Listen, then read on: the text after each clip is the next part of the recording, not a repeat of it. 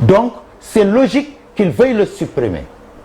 Nous, c'est nous qui avons mis en place le HCCT et le Conseil économique et social et environnemental. Mais donc, c'est logique que nous nous opposions à sa suppression. Nous sommes cohérents avec nous-mêmes. Oui. Et maintenant, ce qui n'est pas logique, ce qui est de la politique politicienne, moi, bi muy introduire projet de loi bi, xamoon na ne du jàll. Pourquoi il n'a pas attendu d'être majoritaire à l'Assemblée nationale pour introduire ce projet de loi? Pourquoi il n'a pas discuté avec ceux qui sont majoritaires pour les convaincre pour mu jàll? Pourquoi il n'a pas attendu, il n'a pas fait un référendum, vu que c'était introduit dans la Constitution par référendum, pour faire de tous les changements constitutionnels un paquet qui serait voté au référendum. Il n'a pas fait tout ça. Et la raison, c'est ça. Il cherchait un argument supplémentaire pour dissoudre l'Assemblée nationale. Oui. Alors qu'il n'a pas besoin d'arguments supplémentaires. Quand il y a changement de la majorité au niveau de la présidence de la République, c'est normal qu'il tente d'avoir une nouvelle majorité conforme à cette majorité qui s'est exprimée lors des élections. Dernière chose. Oui. Il dit usurpation par rapport à l'article 87. Usurpation des prérogatives du président de la République. Écoutez attentivement. Je vais vous démontrer comme 2 et 2 font 4 qu'il n'y a pas eu d'usurpation. Au contraire.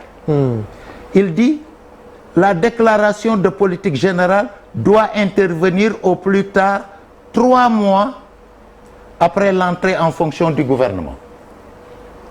L'Assemblée nationale doit être informée 8 jours au moins avant la date retenue. C'est l'Assemblée qui doit être informée 8 jours avant la date retenue, parce que c'est l'exécutif qui fait la déclaration de politique générale.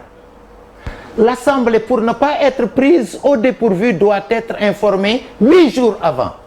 Ici, le président de la République a ouvert la séance, nous a demandé de faire une session extraordinaire et nous a présenté un ensemble de textes. Oui. Dans ces textes, la déclaration de politique générale. Certains ont dit que le délai de 8 jours n'était pas respecté, donc la date du 11 n'était pas légale.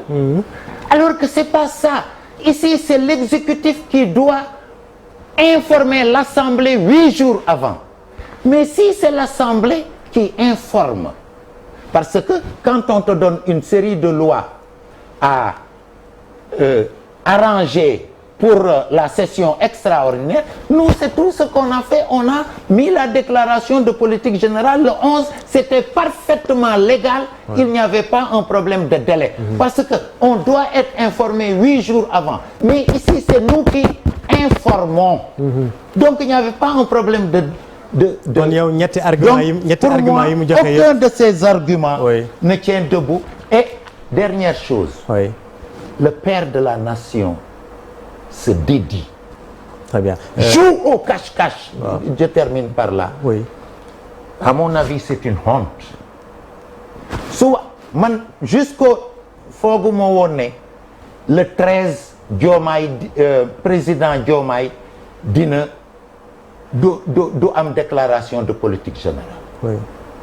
En fait, il a usé de la tromperie. Il s'est dédié et à mon avis, c'est indigne du père de la nation du Sénégal. Très bien. Président Ayib Daffé dina ci tontu surtout ci réponse technique yi dina ci indi ay leeral mais laata